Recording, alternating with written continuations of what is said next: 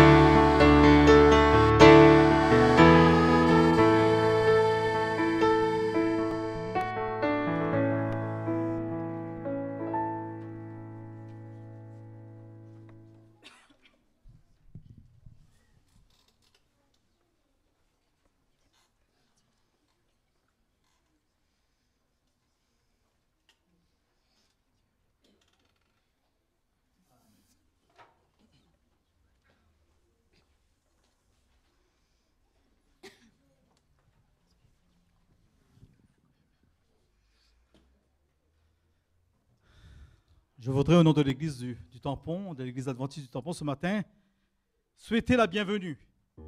Mais je voudrais souhaiter avant tout la bienvenue pour ceux qui sont derrière le petit écran.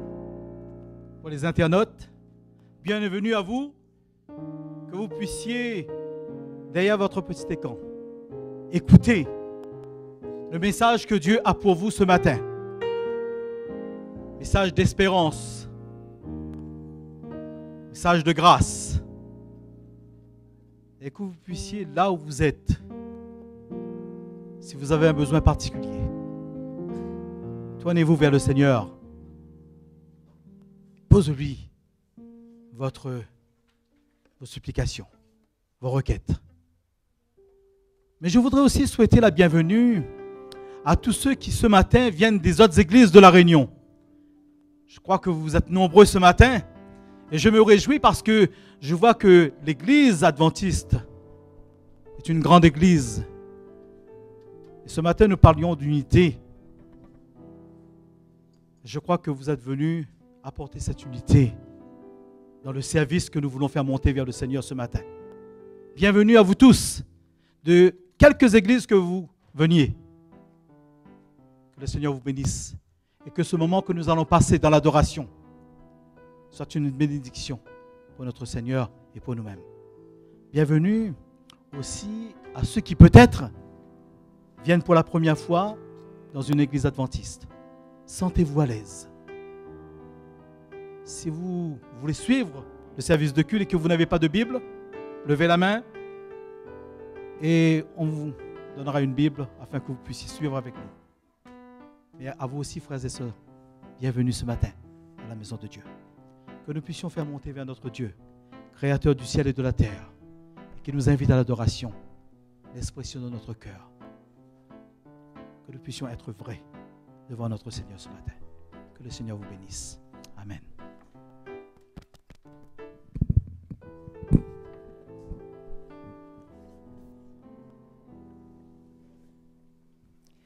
Pour faire suite, nous vous invitons le cœur à adorer le Seigneur. Romains 8, verset 14. Car tous ceux qui sont conduits par l'Esprit de Dieu sont fils de Dieu. Et vous, vous n'avez point reçu un esprit de servitude pour être encore dans la crainte, mais vous avez reçu un esprit d'adoration avec lequel nous crions « Abba, Père ». Je vous invite à l'adoration de notre Dieu créateur. Et nous avons pris comme thème l'unité. Nous voulons vivre l'unité, sera notre premier chant. Tous unis et enfin, nous sommes un dans un lien d'amour. Chantons l'adoration au roi des rois, tous ensemble.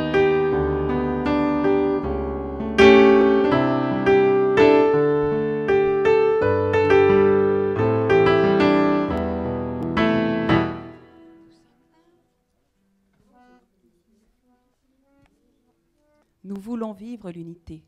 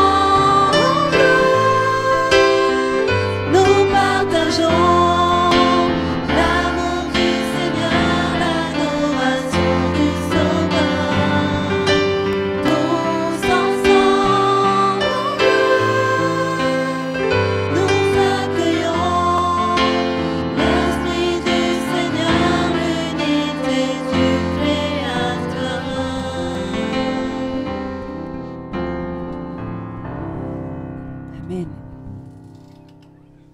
Chantons tous unis.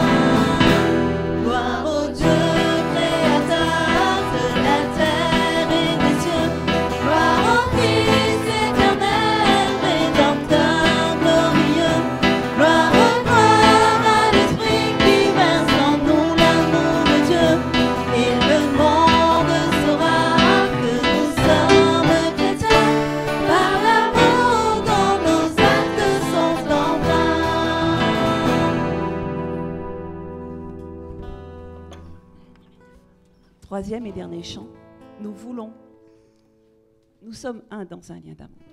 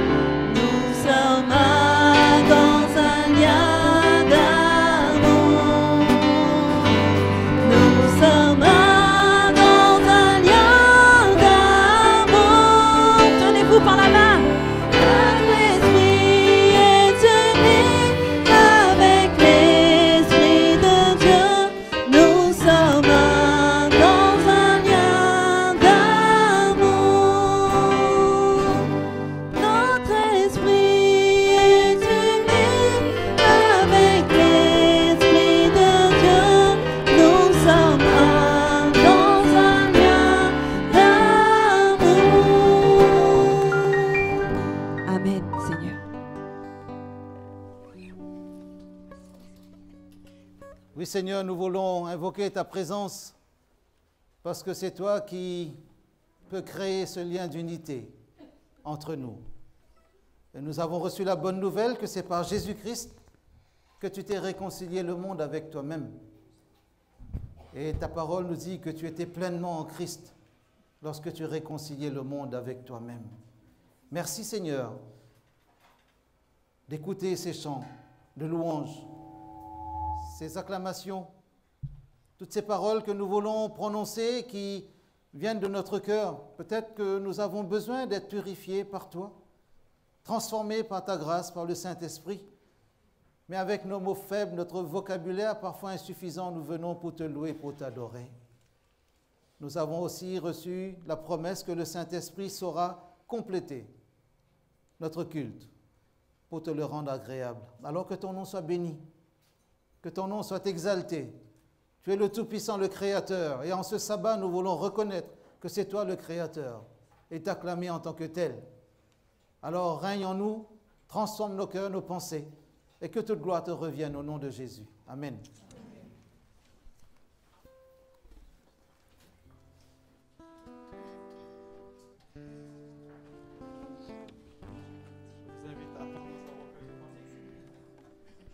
Et nous chanterons à la gloire de Dieu le cantique au numéro 505. Tout joyeux, bénissons le Seigneur.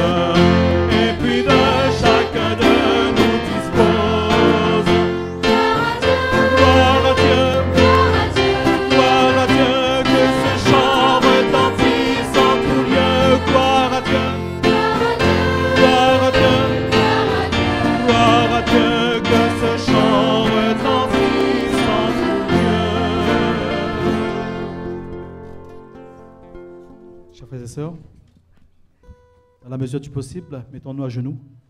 Nous ferons monter vers le Seigneur une prière de reconnaissance.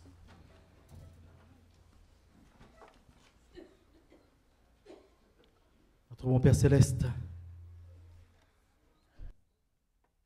nous tes enfants ce matin, dans ta maison réunie, nous voudrions t'appeler Papa.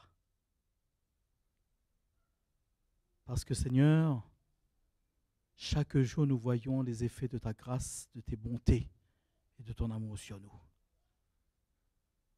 Et c'est pour cela ce matin que nous avons répondu à ton invitation. Nous voici devant ta face. Nous voudrions faire monter vers toi notre action de grâce. Seigneur, en ce moment même, visite-nous. Connais-nous au plus profond de nous-mêmes. s'il y a quelque chose qui empêche que ton Saint-Esprit nous qualifie pour faire monter vers toi notre action de grâce, dis-le nous maintenant, afin que nous puissions nous confesser devant toi, afin que nos louanges, nos prières, nos supplications soient entendues de toi par Jésus-Christ. Bénis ton peuple agenouillé devant toi. Sanctifie-le, Seigneur, par ta parole, car ta parole est la vérité. Ce matin, nous sommes dans la joie. Parce que, comme dit notre frère David, je suis dans la joie quand on me dit « Allons dans la maison de l'Éternel ». Et bon Père Céleste, oui, tu nous connais chacun individuellement. Alors Seigneur, tu connais nos difficultés. Tu connais nos différences. Tu connais peut-être même nos animosités. Peut-être notre haine. Mais tu nous appelles à connaître surtout ton amour, ta bienveillance, tes bontés, afin que nous soyons empreints de ces qualités, pour que nous aussi nous puissions être amour avec l'autre, l'aimer, et que nos points de divergence, Seigneur, ce matin ne soient pas un obstacle à notre adoration. Et l'œuvre que tu as commencée en nous, continue-le, Seigneur, et achève-le, afin que nous puissions voir ta face. Mon Père Céleste, ce matin, dans ta maison, il manque beaucoup d'enfants. Certains sont malades, retenus peut-être sur des lits d'hôpitaux, peut-être à la maison. Veuille, Seigneur, étendre ta main sur eux. Et si un miracle doit se faire, qu'il le soit pour la gloire de ton nom. Merci aussi, Seigneur, d'être avec ceux qui peut-être ont été découragés et ne sont pas là ce matin. Rappelle-les, Seigneur, que tu te tiens auprès d'eux et que tu désires les amener dans le bercail. Mon Père Céleste, nous sommes venus aussi t'entendre ce matin, t'écouter, nous parler, parce que tu désires nous dire des choses. Et tu t'es choisi ton serviteur ce matin par la personne du pasteur. Veuille oindre aux lèvres de ton charbon ardent. Accorde-lui une portion de ton Saint-Esprit, afin que les paroles qui sortiront de sa bouche viennent directement de toi, qu'elles sanctifient ton peuple, et que des bénédictions que tu as en réserve pour tes enfants soient déversées, et que nous puissions ressentir dès à présent les bénéfices. C'est à travers les mérites de ton Fils Jésus-Christ que nous te demandons toutes ces grâces, Seigneur. Amen.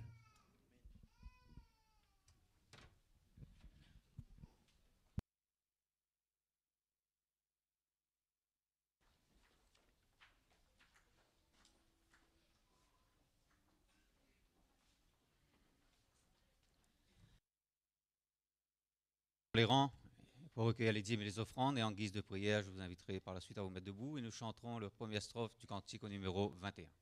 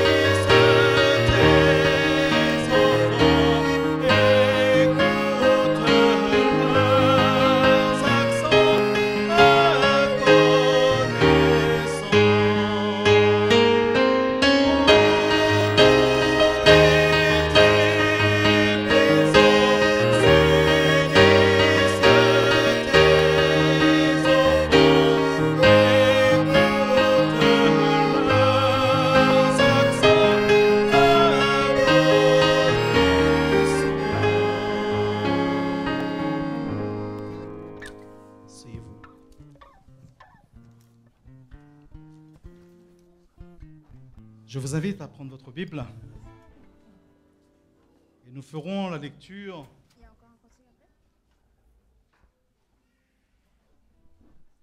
de ces deux versets qui se trouvent dans Apocalypse, au chapitre 14. Apocalypse, chapitre 14, les versets 6 et 7. Je vis un ange qui volait au milieu du ciel, un autre ange qui volait au milieu du ciel. Il avait un évangile éternel pour l'annoncer aux habitants de la terre, à toute nation, à toute tribu, à toute langue et à tout peuple. Et il disait d'une voix forte, « Craignez Dieu et donnez-lui gloire, car l'heure de son jugement est venue. Et adorez celui qui a fait le ciel, la terre, la mer et les sources d'eau. » Que le Seigneur bénisse l'influence de sa parole dans chacun de nos cœurs. Amen.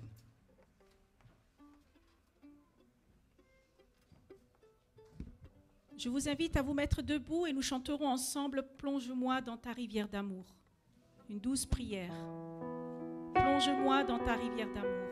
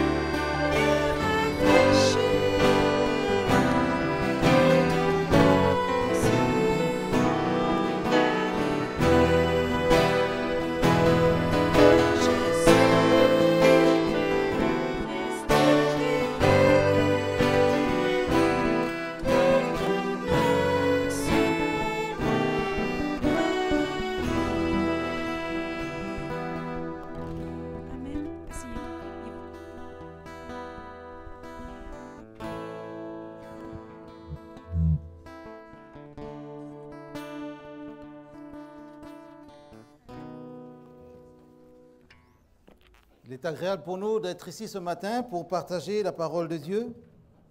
Le thème qui a été retenu, c'est l'évangile éternel et les droits de l'homme. Comme nous l'avons déjà dit, ce week-end nous célébrons, en tout cas la société civile va célébrer les 70 ans de la Déclaration universelle des droits de l'homme. Et la grande question, quelle est la réponse de l'Église adventiste du 7e jour?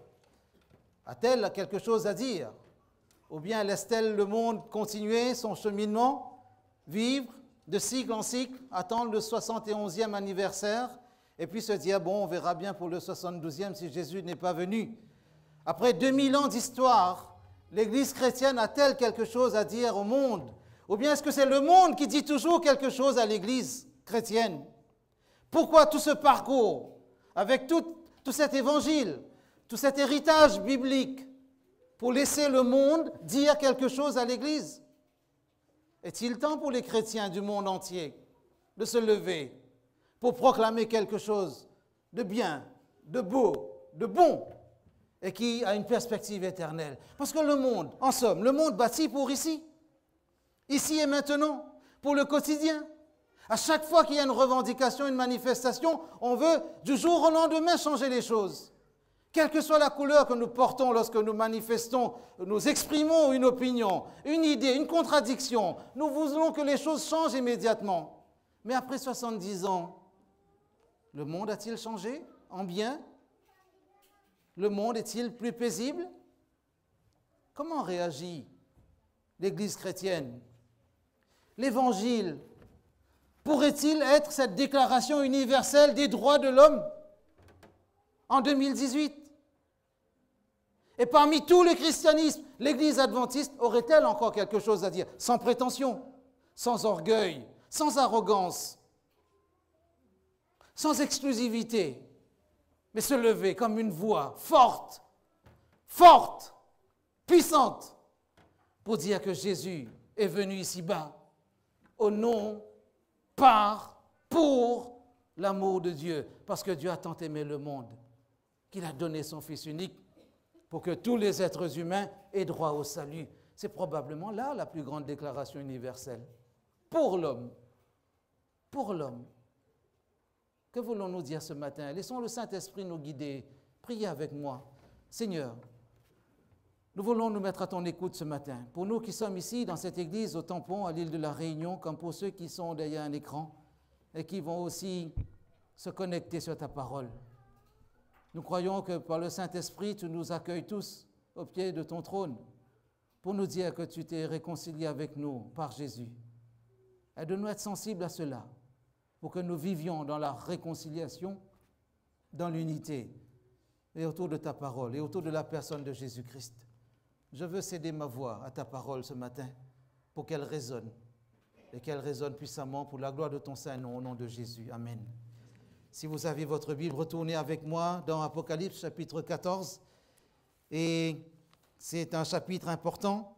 C'est vrai que dans l'Église adventiste, ce chapitre attire notre attention, un intérêt, non seulement pédagogique, mais un intérêt historique, chronologique, on pourrait dire un intérêt théologique, parce que ce chapitre est lié de manière intime, fondamentale, forte, presque personnelle, j'ai envie de dire viscérale, à la vocation et à l'identité de l'Église adventiste. Nous entendons parler souvent du message des trois anges. D'ailleurs, à un moment même, l'Église avait comme symbole les trois anges qui proclamaient avec les trompettes aussi le message jusqu'à ce que l'on ait un logo représenté par une flamme, la Bible et la croix. Mais aujourd'hui, nous voulons parler de cette déclaration universelle parce que le monde est réduit à un village c'est encore trop grand, le monde est réduit à une rue, presque une petite place. Aujourd'hui, vous ne pouvez pas faire quelque chose sur un continent et le reste du monde l'ignorerait. D'ailleurs, beaucoup de gens postent un petit message tous les jours pour que quelqu'un, quelque part, le lise sur la toile. Parce qu'il y a toujours quelqu'un devant son écran pour voir ce qui se passe dans ses amis virtuels ailleurs. 643 amis, 1267 suiveurs. Vous éternuez et vous recevez des promesses de Doliprane à l'autre bout du monde. On a l'impression que le monde est grand. Mais non, le monde n'est pas grand. Parfois, les voyages fatiguent. Je me souviens quand, avec mon épouse, nous étions partis, elle était en mode kangourou à l'époque, parce qu'elle était enceinte de notre fille aînée. On est allé en Australie, un long voyage, 12 heures d'avion jusqu'à la Malaisie, et après, de l'autre côté, encore 8h30 d'avion. On dit, mais le monde est petit, on nous dit. Mais le monde n'est pas petit. Et quand je suis allé à Tahiti une fois pour un rallye jeunesse, là, j'étais seul, 12 heures d'avion jusqu'à Los Angeles, et de l'autre côté, encore 11 heures. C'était encore loin. Et puis la Bible s'ouvre avec cette déclaration de Jean. Apocalypse chapitre 6, je vis un autre ange qui volait au milieu du ciel. Et parfois, quand on est à 10 000 mètres d'altitude, on est presque au milieu du ciel. On se sent tout petit. Mais un ange qui vole. Et il avait une bonne nouvelle, un évangile qui est qualifié d'éternel. Il n'y a pas de doute sur l'adjectif. Parce que c'est le même mot qui est employé lorsque nous parlons d'éternité en éternité ou dans d'autres contextes où on parle de la vie éternelle, c'est exactement le même mot. Une bonne nouvelle éternelle. Nous avons l'impression que les bonnes nouvelles sont souvent ponctuelles. L'effet est souvent immédiat. Et nous n'avons pas envie que quelqu'un traîne avec une bonne nouvelle. Mais une bonne nouvelle qui serait éternelle, c'est quand même quelque chose d'assez curieux. On peut imaginer les conséquences éternelles, mais la nouvelle en soi. Non, Jean a bien vu un ange qui volait au milieu du ciel et qui avait une bonne nouvelle éternelle à annoncer aux habitants de la terre. Et à annoncer aux habitants de la terre, c'est-à-dire, le texte dit bien, à toute langue, toute nation, toute tribu. Et ce premier ange qui vient, il parle d'une voix forte. Et là, nous sommes en pleine mondialisation. Déclaration universelle pour chaque tribu. Je ne sais pas de quelle tribu vous êtes. Vous qui êtes physiquement devant moi ou vous qui êtes derrière l'écran. Moi, je n'ai pas encore fait de recherches pour savoir à quelle tribu j'appartiens. Je viens d'une tribu de 10, c'est vrai, c'est déjà pas mal, hein, avec tous les défis d'une grande fratrie. Mais seulement, j'ai compris que l'Évangile est arrivé jusqu'à moi, par mes parents. Est-ce que l'Évangile est arrivé jusqu'à vous? Est-ce que vraiment, cet Évangile qui doit être proclamé de manière universelle, elle est passée à toutes les nations de la terre? Parce que la Déclaration universelle des droits de l'homme, on a l'impression qu'elle est passée auprès de toutes les nations de la terre, même si tout le monde n'en tient pas compte. Parce qu'il y a encore de l'esclavage, il y a encore des tortures, il y a encore des emprisonnements politiques, il y a encore des dominations, il y a encore du totalitarisme déguisé parfois. Pour reprendre un peu l'humour froid de Vladimir Poutine, la démocratie dirigée. Mais bien dirigée, d'une main de fer, mais démocratie quand même. Le monde entier nous regarde parce que le monde entier a peut-être soif de quelque chose qui va donner du sens à la vie humaine sur terre. Ce premier ange, il déclare d'une voix forte cette parole qui vient et qui demande des choses claires. Craignez Dieu, donnez-lui gloire quand l'heure de son jugement est venue et adorez celui qui a fait le ciel, la terre, la mer et les sources d'eau. 3 verbes importants. Craindre, glorifier et adorer. Cette déclaration universelle, cette proclamation universelle invite toute la terre à reconnaître le Dieu véritable. Probablement, c'est là la mission de l'Église chrétienne. C'est là la mission de l'Église adventiste du 7e jour, sans prétention. Être cette voix angélique, mais concrète. Parce que même si nous observons, nous scrutons le ciel, nous ne voyons pas vraiment des anges voler. Moi, j'avoue que j'aimerais bien voir un ange passer, voler. Ça changerait un peu de l'ordinaire, n'est-ce pas? Mais ils sont invisibles à mes yeux. Je ne sais pas pour vous. Mais seulement cette parole qui doit proclamer et inviter les hommes, les femmes, les jeunes gens, les jeunes filles, les enfants, les familles entières, de toute tribu, à craindre Dieu, à lui donner gloire, à l'adorer quand l'heure de son jugement est venue. L'histoire nous montre que parfois, certaines nations avaient confisqué le message évangélique. Même si l'Église chrétienne n'est pas née en Europe, mais l'histoire prouve que l'Europe a confisqué pendant des siècles la bonne nouvelle éternelle. Et on s'est même servi de la religion chrétienne pour s'annexer des pays, pour coloniser des contrées lointaines, et cela a donné un visage au monde. Mais peu à peu, avec la décolonisation, après les printemps, les automnes de toutes les nations, aujourd'hui le monde est de plus en plus ouvert et chacun retrouve une sorte d'identité. Mais le problème réel, historique, c'est que ces nations dites chrétiennes, qui voulaient transformer le monde, ne sont plus chrétiennes. Elles sont devenues amnésiques de leur propre histoire. Elles ont oublié les racines chrétiennes de l'Europe. Aujourd'hui, l'Europe veut se présenter comme une Europe, une Union européenne laïque, sans Dieu,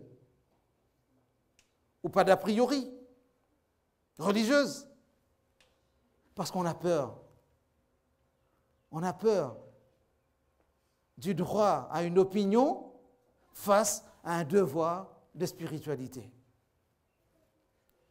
Parce que si tu crains Dieu, si tu le reconnais, il faut aller jusqu'au bout. Craindre Dieu, lui donner gloire et l'adorer. Et si tu dois reconnaître que c'est lui le Créateur, ben cette déclaration ou cette proclamation universelle t'oblige à observer le sabbat.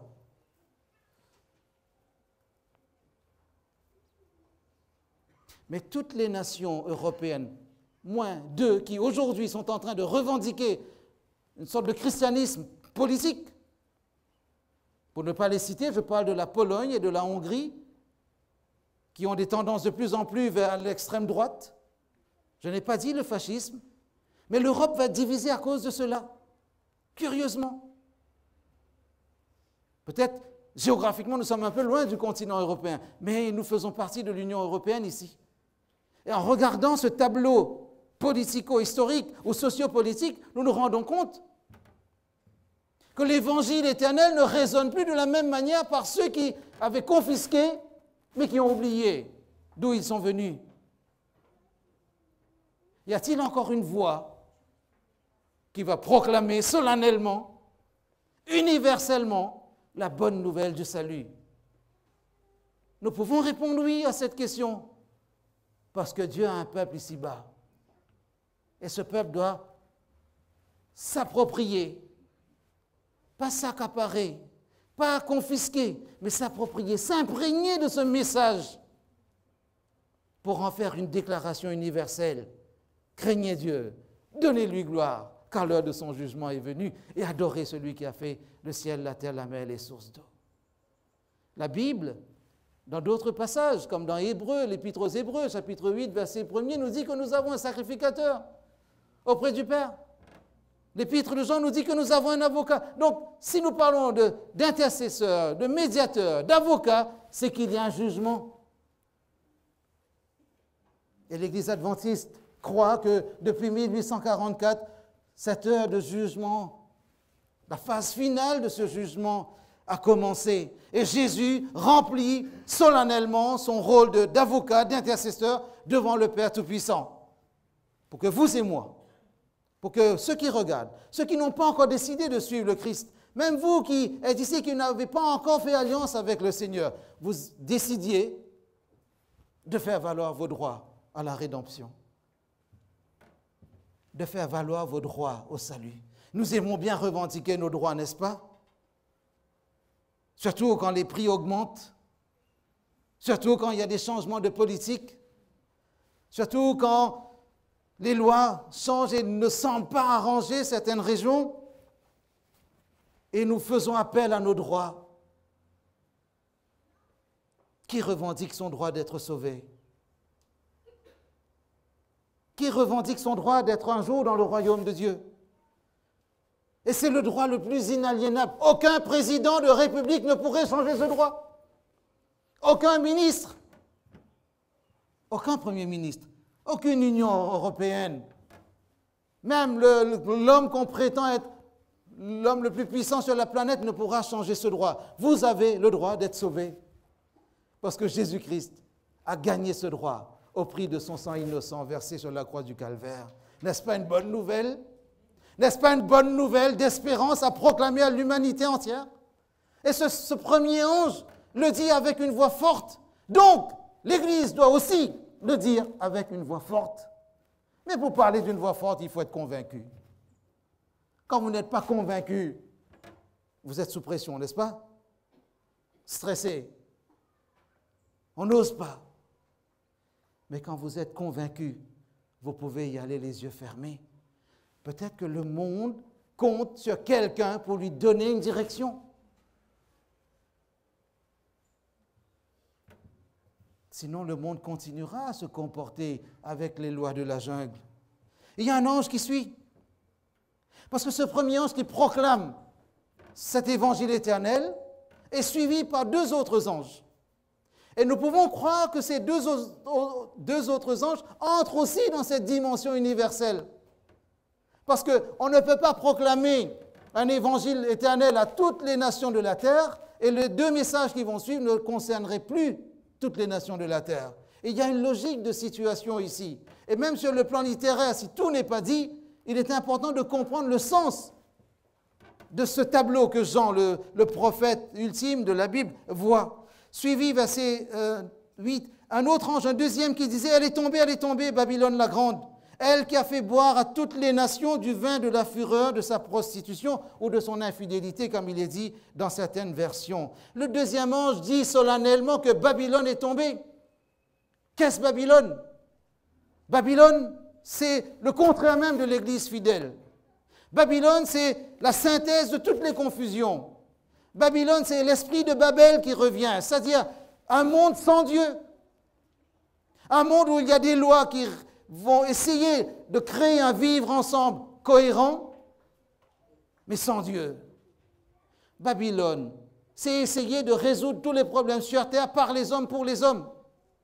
C'est croire que c'est l'homme qui sauvera la planète. Vous observez bien que toutes les revendications écologiques se font sans le Créateur. Vous avez vu que l'argent, c'est le veau d'or, que le monde entier adore. Parfois, les chrétiens pensent que c'est les autres qui courent après l'argent. Mais regardez bien le film, suivez le courant. Vous verrez que les autres passent avant et les chrétiens courent après ceux qui courent après l'argent. Et parfois, il y a des chrétiens qui courent plus vite que des non-chrétiens.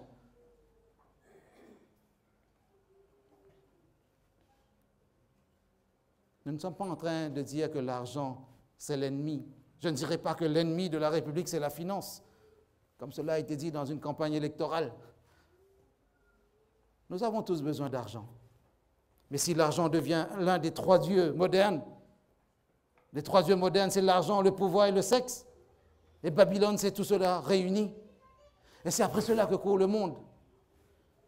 Faire boire toutes les nations du vin de son infidélité, c'est le contraire de faire entendre à toutes les nations la bonne nouvelle de la fidélité de Dieu et de son projet de sauver les hommes. Le deuxième ange dit, attention, le sort de Babylone est déjà scellé. Cette grande séductrice, elle est vouée à l'échec. Ne suivez pas Babylone, sortez de Babylone. Laissez tomber cet esprit de confusion. Même si cette femme paraît belle, attirante,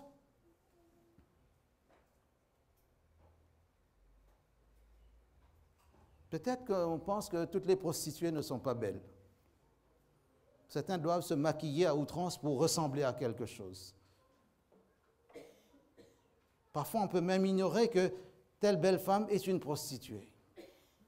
Aujourd'hui, on découvre que sur certains campus, les jeunes filles se prostituent pour pouvoir gagner de l'argent, pour pouvoir payer leur chambre d'étudiante, pour se payer tous les vêtements. C'est de la prostitution propre, d'après certains.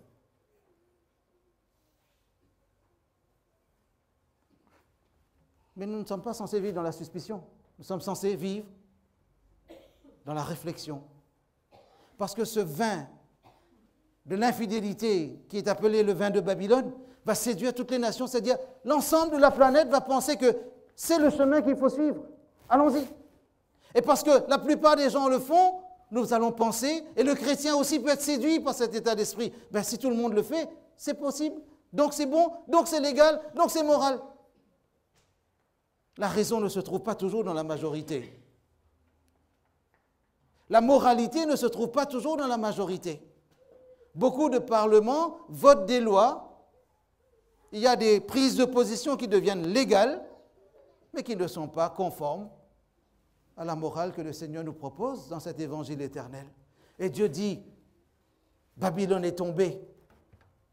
Et si tous ceux qui lisent la Bible comprennent que l'état d'esprit de Babylone est voué à l'échec, même si cela paraît séduisant aujourd'hui, même si Babylone brille de tous ses feux. La Bible nous dit de manière solennelle et universelle, Babylone est tombée, elle est vouée à l'échec. Et si le monde, l'état d'esprit du monde est assimilé à celui de Babylone, si l'infidélité religieuse est assimilée à Babylone, Dieu dit à son peuple, regardez bien, ne vous laissez pas piéger par cette séduction. Et il y a un troisième ange qui sort, qui vient aussi dans ce tableau, qui suit les deux premiers. Et on a l'impression que les trois se succèdent dans le même tableau. Et le troisième ange donne un avertissement aux adorateurs de la bête et de son image. Et la bête dont il est question se trouve au chapitre 13. Nous n'avons pas le temps d'en parler ici, mais nous parlons d'une bête qui reçoit l'adoration. Qui reçoit l'adoration, et il est même dit que le dragon, c'est-à-dire le diable, a donné son pouvoir à cette bête. Et cette bête est assimilée à une puissance politico-religieuse qui va détourner la vérité biblique et qui va créer une religion qui paraît cohérente, structurée, mais qui éloigne de la vraie parole de Dieu. Cette parole qui est la vérité, qui sanctifie tous ceux qui veulent croire en Jésus. Et on dit aussi dans cette déclaration du troisième ange, quel est le sort de ceux qui vont être condamnés à cause d'une prise de position? Celui qui se prosterne ou qui reçoit une marque sur le front ou sur la main, il boira lui aussi du vin de la fureur de Dieu, versé sans mélange dans la coupe de sa colère, et il sera tourmenté.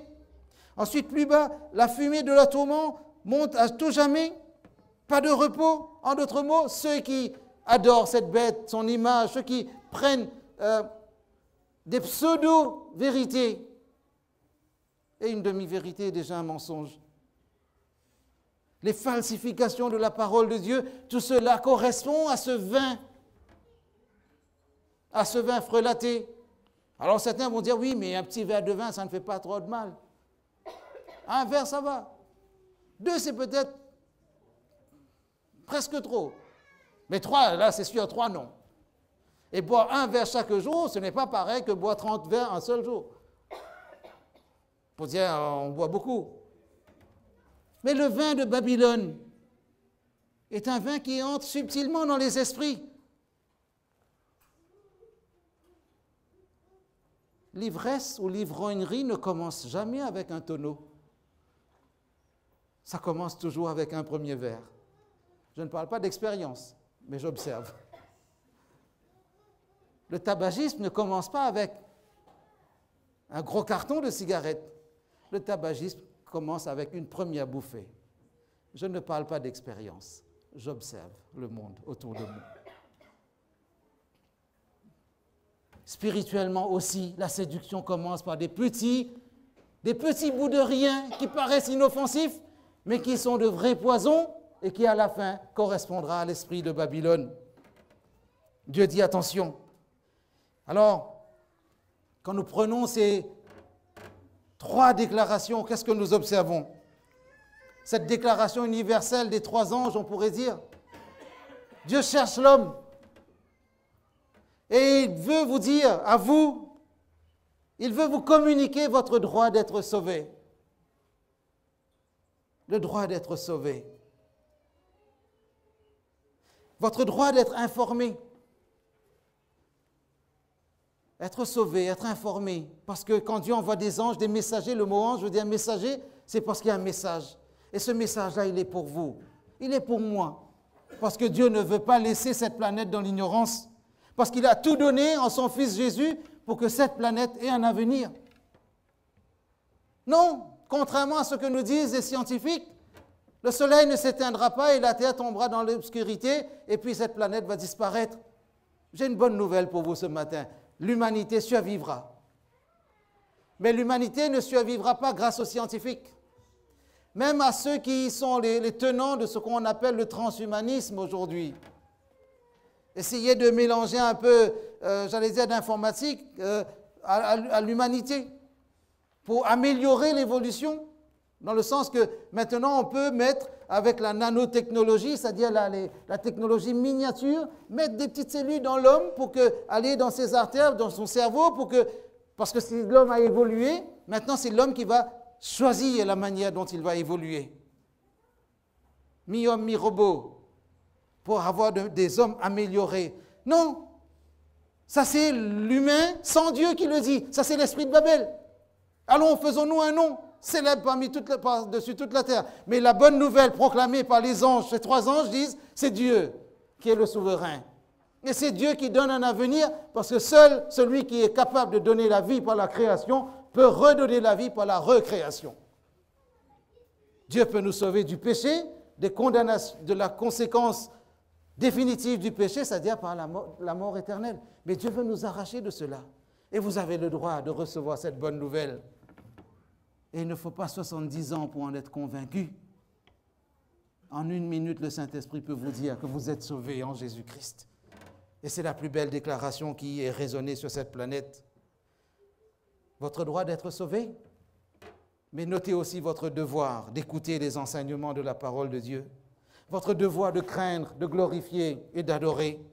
Votre devoir de vous éloigner de l'esprit de Babylone. Votre devoir ou votre droit de ne pas participer au sort de Babylone. Et cette partie du texte, en tout cas le 3e ange, et c'est certainement lui qui, dans ce paragraphe, proclame ce verset 12, c'est ici la persévérance des saints qui gardent les commandements de Dieu et la foi de Jésus. Chers amis, vous qui êtes membres de l'Église adventiste, ou vous qui fréquentez des adventistes, vous qui vous posez des questions sur les adventistes, posez-vous des questions sur la parole de Dieu. Arrêtez de vous poser des questions sur les adventistes du 7e jour. Posez-vous des questions sur votre relation personnelle avec Jésus-Christ. La plus belle déclaration universelle, Dieu a tant aimé le monde qu'il a donné son Fils unique afin que quiconque croit en lui ne périsse pas, mais qu'il ait la vie éternelle. La plus belle déclaration, Jésus l'a faite, venez à moi, vous tous qui êtes fatigués et chargés, et je vous donnerai du repos. Alors si quelqu'un aujourd'hui entend cette bonne nouvelle, cette déclaration universelle proclamée par ces 3 anges, et que l'Église adventiste veut s'approprier en toute humilité pour la relayer, pour dire au monde entier, il y a une espérance en Jésus-Christ, mais en Jésus seul. En Jésus seul. En Jésus seul. Si l'Église chrétienne ne proclame pas Jésus-Christ, c'est que l'Église sera en deçà de sa mission. Et si l'Église adventiste, qui a une vocation prophétique, ne proclame pas ces messages prophétiques, elle sera encore plus en retard. Elle sera négligente, elle sera démissionnaire. Nous avons besoin de retrouver cette envie de proclamer de manière universelle le droit de tout homme de faire appel à ce Sauveur, Jésus-Christ, et le devoir de tout croyant à se soumettre à ce Seigneur Jésus-Christ. Que le nom de Dieu soit béni. Et si vous êtes déjà en connecté avec le Seigneur, que rien ni personne ne vous sépare de lui. Et si vous réfléchissez, laissez le Saint-Esprit vous conduire dans ce chemin. C'est un chemin d'éternité. C'est un chemin d'éternité. Et la bonne nouvelle, c'est que Jésus est lui-même le chemin. Que son nom soit béni. Amen.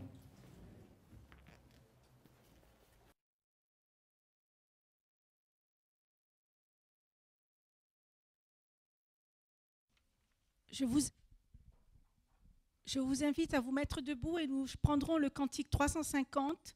Le cantique 350, Seigneur, dirige tous mes pas.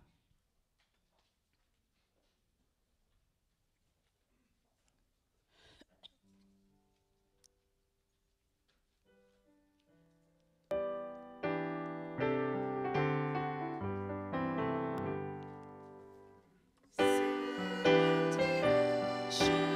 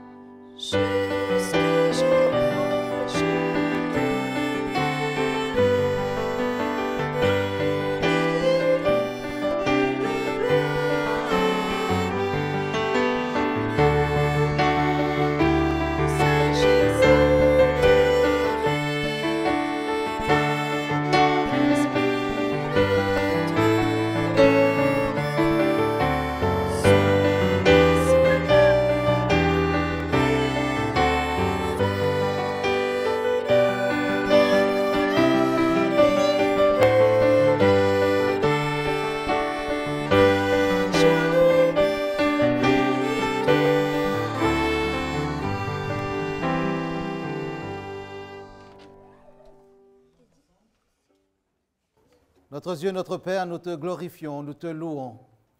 Nous voulons réapprendre à craindre ton nom, à te donner gloire, à t'adorer correctement, à la lumière de ta parole, à la lumière de tous les enseignements que tu y as inscrits, à travers la parole des prophètes, des apôtres, à travers la prédication et les enseignements de notre Seigneur Jésus lui-même lorsqu'il était ici-bas. Nous voulons réapprendre à te craindre, à te suivre, à honorer cette relation que tu veux instaurer entre toi et nous.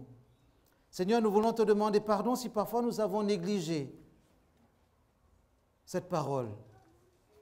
Alors, ce matin, que le Saint-Esprit nous remplisse de cette parole, pour que nous devenions aussi des proclamateurs de cet évangile éternel, et que dans le monde entier, d'une voix forte, de manière universelle, ton peuple se lève pour proclamer la bonne nouvelle du salut en Jésus.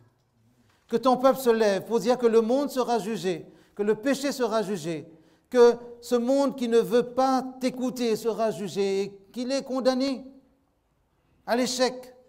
Et que tous ceux qui veulent donner un sens à leur vie et se donner un véritable avenir, mais qu'ils se tournent vers toi. Et qu'en toute humilité, ils prêtent une oreille attentive à ta parole. Nous te prions pour que ton peuple apprenne à vivre dans la fidélité, dans la persévérance des croyants qui gardent les commandements de Dieu et qui ont le témoignage de Jésus. Qu'ils ne gardent pas les commandements de manière légaliste, froide, mécanique, mais qu'ils gardent tes commandements avec joie, comme portant une pierre précieuse à partager avec autrui. Parce que si ton peuple est sous un fardeau, personne ne s'intéressera à ta loi, à tes commandements. Et c'est vrai, dans ce cas, le vin de Babylone paraîtra beaucoup plus intéressant. Seigneur, nous voici devant toi, pour tous ceux qui le veulent, pour être tes proclamateurs. Quand tu poseras la question, qui enverrai-je? Qui parlera pour nous? Alors nous te dirons, nous voici, Seigneur, envoie-nous. Et quand ce temps où la société civile célèbre les 70 ans de la Déclaration universelle des droits de l'homme, que l'Église proclame ta Déclaration universelle, Dieu a tant aimé le monde, toutes les nations, toutes les tribus, toutes les langues, qu'il a donné son Fils unique, afin que quiconque de ces mêmes nations, de ces mêmes tribus, de ces mêmes langues, quiconque croit en lui, ne subisse pas la condamnation définitive, la disparition totale, mais qu'au contraire, en contemplant Jésus le Sauveur et le Seigneur, il est la vie éternelle. Nous te prions dans ce sens pour nos propres enfants, les petits comme les adolescents, ceux qui n'ont pas encore fait alliance avec toi, pour qu'aucun parent ne prenne la mauvaise responsabilité d'une négligence, mais qu'au contraire, dans les foyers, nous soyons attentifs à cette déclaration universelle du salut en Jésus-Christ. Renvoie-nous dans ta paix et que ce jour de sabbat soit un jour de délice où nous sentons qu'il est agréable de t'appartenir, de te suivre, d'obéir à ce commandement, de se souvenir du sabbat et que nous ayons de la joie aussi d'être en Église, non pas comme un vase clos, mais comme un signe, un phare que tu as placé dans cette société pour éclairer l'humanité de la bonne nouvelle du salut en Jésus-Christ. Que ton nom soit béni. Merci pour ce temps de rassemblement et que cette journée se poursuive dans l'attente d'autres événements et que nous soyons toujours attachés à toi au nom de Jésus. Amen.